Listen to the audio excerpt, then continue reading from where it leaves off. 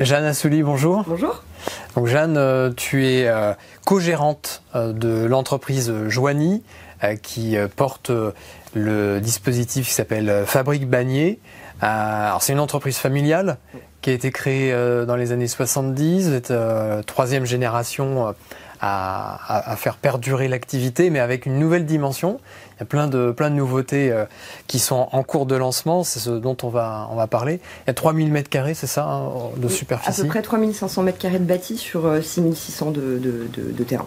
Donc on a encore un petit peu d'espace vert. Et alors du coup, vous avez décidé de créer un concept de tiers-lieu, d'incubation, en tout cas un espace très polyvalent qui est en pleine ébullition en ce moment. Il y a combien d'acteurs sur site?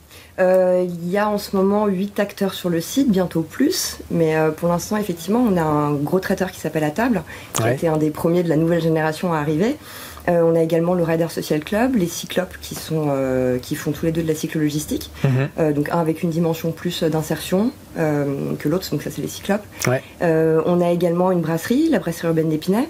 Et on a quelques initiatives très intéressantes qui sont donc autour aussi de la logistique douce et aussi autour de l'alimentation, puisqu'on a le comptoir dionysien qui s'occupe d'approvisionner des épiceries parisiennes et des restaurateurs en produits issus de l'agriculture paysanne. Et on a également les Canaliens qui eux font de la logistique fluviale, et donc ils sont associés. Donc le Rider Social Club est également partenaire, membre de cette SKIC, et pour essayer de proposer des produits qui sont acheminés uniquement donc par mode fluvial et ensuite à vélo. Donc il y a une certaine complémentarité entre les activités. Est-ce que ça fait partie des critères de sélection des acteurs qui peuvent venir à la Fabrique Bagné? Alors en fait ça s'est fait de manière... Oui, c'était quelque chose qu'on recherchait effectivement. On cherchait à créer un écosystème, mais les choses de la vie a fait que ça s'est fait un peu tout seul, puisque au départ... On pensait, avant ces histoires de Covid, etc., on pensait démarrer par la partie ouverte au public pour insuffler un esprit au lieu et ensuite attirer des entreprises qui seraient compatibles avec cet esprit-là. Et puis finalement, les choses ayant tourné autrement, on a eu la chance de trouver, grâce à Plenco, d'abord, je crois, les 3 poireaux, donc qui ont évolué ensuite en le comptoir dionysien et les Canaliens, et qui lui nous a connectés ensuite avec la brasserie et avec les riders, et qui ensuite ça a grandi un peu comme ça.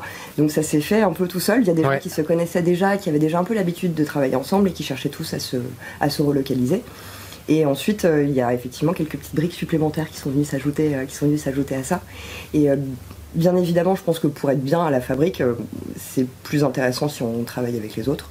C'est aussi un des avantages qu'on propose.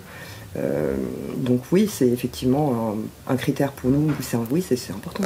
Tu évoquais Pleine Commune qui a aidé en termes de sourcing. Pleine Commune fait partie de la SIC ou c'est un partenaire extérieur? Non, c'est un partenaire extérieur. Nous, on a toujours travaillé avec eux. C'est quelque chose qui court depuis D'accord. Nos parents, notre père et notre grand-père, et ça a toujours été la politique de l'entreprise familiale que de travailler avec les pouvoirs publics pour voir justement les besoins directement, plutôt que d'implanter des choses dont on ne serait pas sûr si elles marcheraient ou pas. On a toujours travaillé comme ça en prenant le plus d'informations possible sur les besoins. D'accord.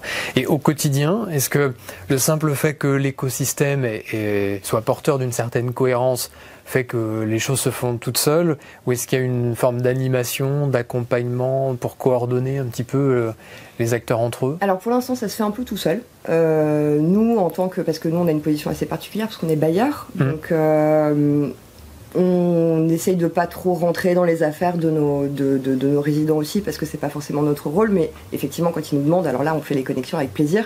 On fait effectivement on essaye de faire des petits repas tous ensemble, mais c'est vrai que ça se passe assez naturellement, très très bien, sans qu'on ait besoin de faire les connecteurs, donc c'est ça qui est très chouette aussi. Mais effectivement on compte dans un futur proche mettre en place une charte, des choses comme ça, histoire de mettre les choses un peu figées, enfin de fixer un peu les choses. Et dans la vie du lieu et les différentes activités qui sont en train de se structurer, est-ce que tu peux nous dire quelles sont justement l'actualité du moment et les étapes à venir? Oui, alors là, au cours du mois prochain, on a l'incubateur porté par la mairie d'Épinay-sur-Seine qui vient s'installer, qui s'appelle ESS au carré, puisque Économie sociale et solidaire et Épinay-sur-Seine. D'accord. Et donc ils nous ont fait suffisamment confiance pour venir installer donc leur incubateur qui est sur une 160 mètres carrés, donc à l'étage de la fabrique. Donc on est très impatients de les recevoir. Et également, on va ouvrir à partir du 23 avril notre terrasse, donc qui sera ouverte au public. On va y proposer une programmation culturelle et festive. Ce sera un aperçu, ce sera ouvert les week-ends, là quand il fait beau jusqu'à la fin des beaux jours, on espère jusqu'au mois d'octobre, et ce sera un aperçu de ce qu'on va pouvoir proposer ensuite à terme, une fois qu'on aura fait les travaux dans les caves voûtées qui donnent sur la Seine. D'accord. Voilà, qui sera là le cœur de la fabrique pour le grand public. Vous entretenez des liens récurrents avec le 6B, avec d'autres tiers-lieux ou pas? Alors pas encore, parce que pour l'instant on est encore un petit peu dans notre coin, dans notre vue. On est très peu à bosser sur le projet en fait. Nous on est 3, donc on a peu de temps pour l'instant. Puis en plus le confinement n'a pas forcément aidé à ce qu'on ait rencontré les gens, mais effectivement on est toujours ravis d'être reçus ici. On a été voir aussi ce qui se faisait à la coopérative Poincaré par exemple. On sait qu'il y a plein d'initiatives absolument formidables, mais comme on n'avait pas encore de programmation à proposer, en fait. Pour nous, ça va surtout se passer à ce niveau-là, en fait. Je pense pouvoir avoir des interactions comme ça, pouvoir proposer des choses, pouvoir faire des choses dans les murs et les inviter aussi à la fabrique, ce serait pour nous, ce serait super. Ok. Et alors, tu citais tout à l'heure l'exemple de Riders Social Club, dont on entend beaucoup parler dans la région quand on parle de SS, parce que c'est une success story. En tout cas, c'est un acteur qui grandit très très fort et très vite. Tu peux nous parler un petit peu de déjà son métier et surtout les quelques chiffres qui permettent de se rendre compte un petit peu de là où ils en sont déjà aujourd'hui? Bien sûr. Alors le Riders Social Club, c'est de la cyclo-logistique, donc ils font du transport de marchandises frais ou pas, ils peuvent porter jusqu'à 350 kilos, je crois, sur leur... ce qui est pas mal, Oui, c'est quand même assez impressionnant. Et donc oui, ils ont 1 an et demi d'existence.